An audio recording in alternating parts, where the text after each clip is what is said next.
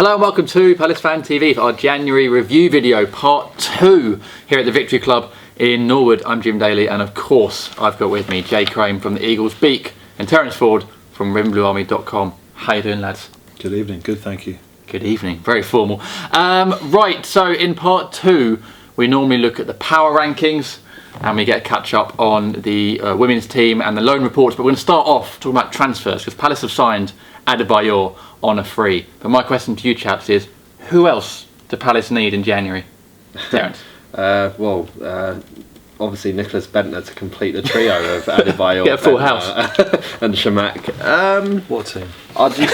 I'd love like Remy to come in. Yeah, I really would love to see him come in. Whether or not that's going to happen remains to be seen. I would have liked to see John Joe Shelby come in. I know that's not an overly popular decision, but in his first game at Newcastle, he showed the sort of potential he has. You know, this guy was playing for England a few months back. It's only through whatever's happened at Swansea behind the scenes, he's gone from playing every week to getting suspended, all of a sudden out of favour, and he's out of the club. I'm surprised they got 12 million for him. I think that's probably what ended up turning us away from him. He would have been a good signing, wouldn't he, for Palace? It was just perfect. It would have been given us another dimension in that behind the striker role, you know, and even a box-to-box element with him. You could buy MacArthur and him as a 3, you know. So I think there's definitely room for a creative midfielder in there, but I think it's probably not on our radar in this window. I think that's something they'll probably address in the summer more than now. Palace has been linked to Jay with Andros Townsend before he went to Newcastle. Another player that went to Newcastle. Is another winger for Palace on the cards, do you think, or needed? I wouldn't have minded actually, purely because how much we've missed Balassi. Saka's been injured at the same time. It's a shame that Sully Kaiko hasn't had at least a shout on the bench at certain times, but see whether he's capable enough. Maybe he's not done enough in training or whatever. I think Leicester did a great job getting Gray from Birmingham. I thought that was a really good shout. Yeah. Wouldn't have minded seeing him come to us actually for a really decent price, I believe. Other than that, somebody like Nathan Redmond, who is in and out of the Norwich squad as well, somebody to watch out for. But I don't think it's going to happen from what's Pardew's saying. But I think it would have been nice to have a bit more flair, particularly when we're missing Wilf and or Balassi. Yeah, I mean, striker obviously is the big thing everyone's talking about. But where else do Palace need reinforcements? Longer term, I think we probably need a full-back, a right back. I think Ward's probably started to look a little bit behind the level where we want to be, but he has shown in the past that he has the ability to up his game, so hopefully that will come from him.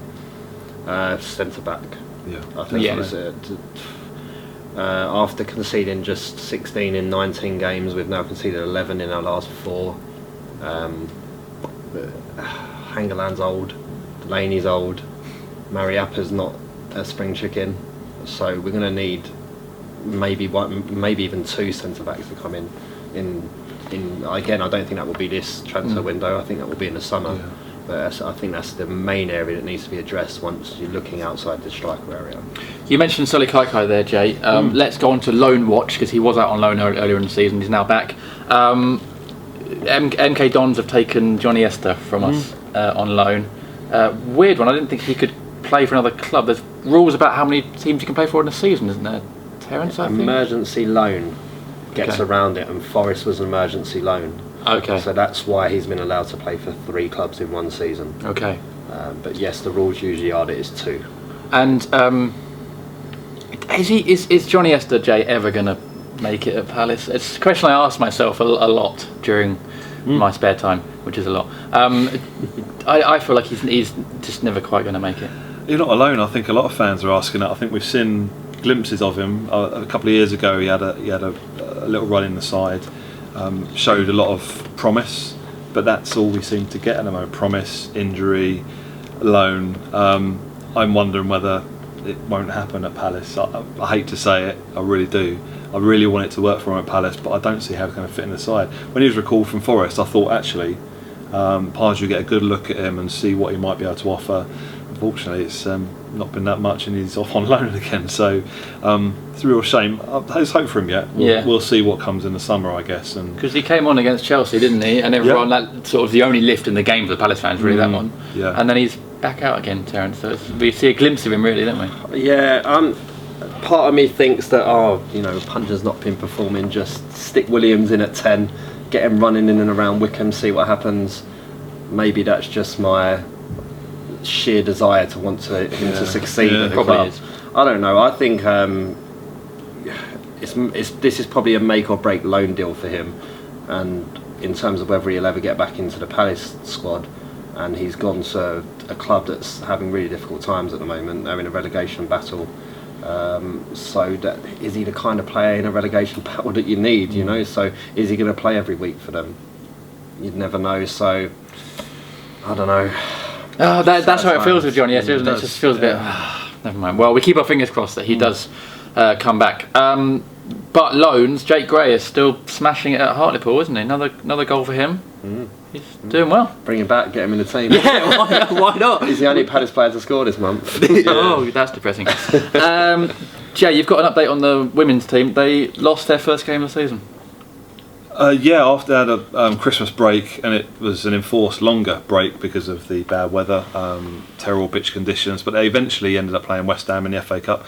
West Ham are in the division above. Unfortunately, they lost 2-1 a weekend in a close game, but played well against them and showed that they can compete in a higher division, which they're hoping to get to next season. So yeah, it's a shame, but they're playing a county cup this weekend, so it's more cup duty for them. Also, some news about the club is that they've been one of 8 clubs that have been chosen by the FA to promote a kind of a club following thing. So they're going to be using the hashtag supporting Palace Ladies and trying to promote the women's game a bit more, and through different social media sites and different ways. So keep an eye out on it and see what happens. Good stuff. It's a big shame. I think like timing of matches often, as we've talked about with the first team, and it's a bit of a shame that they have this enforced break and they're probably not in the flow they was in beforehand, and they have to play West Ham at that point, as opposed to where if they would have played West Ham at the end of in December time before the break happened, maybe they might have come through that game, but I think they're doing themselves quite proud this season. So and a good test for next season when hopefully they are in the division above. So get using that hashtag as well and to support the Palace ladies. Player of the month then, chaps. Anyone, Terence? Oh wow! I mean, it's really tough. I want to say by default it's probably Scott Dan, but even then we've conceded so many goals. So. I will say Wilfried Zaha because he hit the post and set up an own goal. But I was going to say Wilf as well. Probably. Oh, and he made Danny Rose sit on his arse. That as well. I think that's a good reason to be. Wilf has shown flashes, hasn't he? He has. He has actually. I mean, and scored at Southampton. Yeah, after the last show, I said that he looked to be struggling a little bit. Missing Balassi, pining for Balassi a little bit, but he has showed plenty.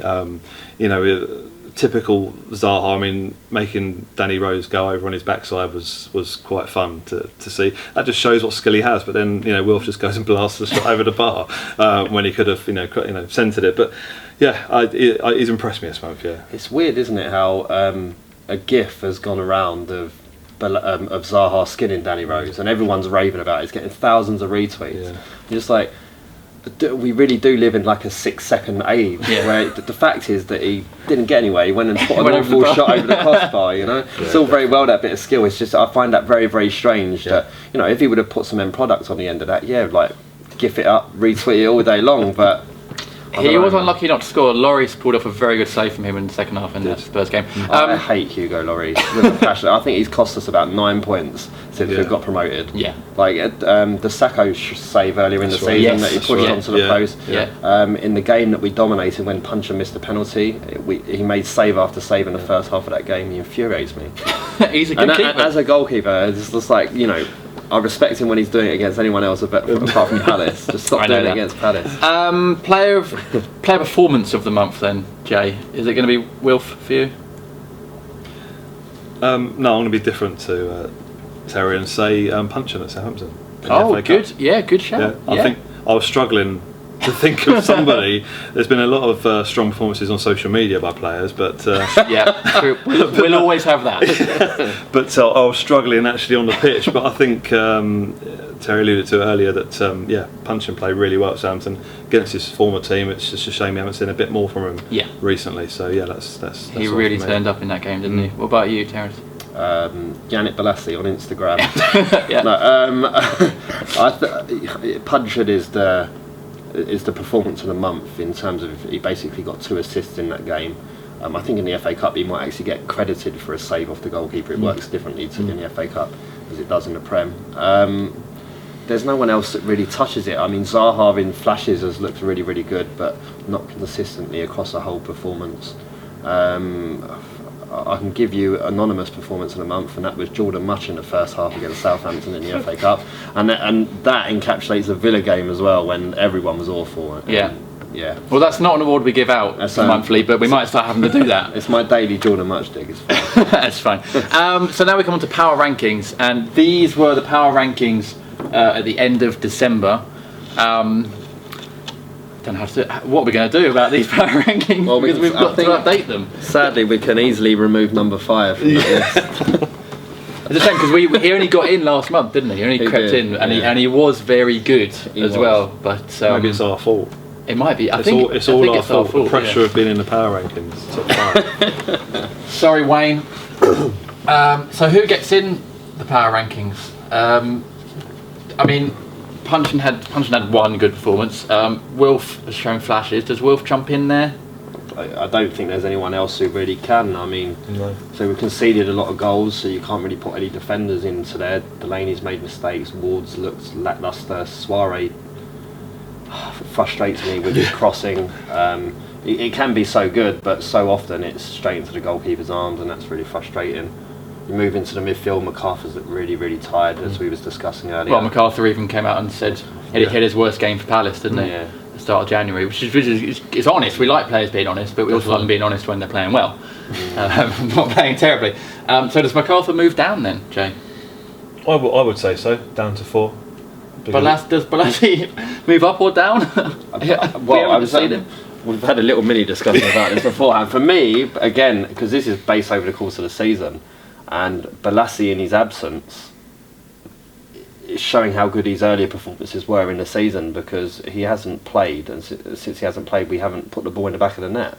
So his earlier performances are taking up more prominence and are moving him above these people just by not playing. And because they're sort of moving down because their performances haven't been as good. I'm fine with that. I wonder, can we get to the end of the season and Balassi will be top of the power rankings without having played another game for Palace? So we're going to move MacArthur. Are we okay with the top 2? Even though we've let in goals? Across the course of the season. I can't see anybody else to threaten those at the moment, can you? Well, except from Balassi. The absent Balassi. So Wilf, we're going to put Wilf in as well. So does Wilf come into 4, MacArthur at 5, or does Jimmy only move down 1? Down to 1. I would say down to 1. So MacArthur at 4. Yeah. Wolf at 5. Yeah. Yeah. Okay. I'll take that. And I love James MacArthur. I really do. He's tireless. Or not so.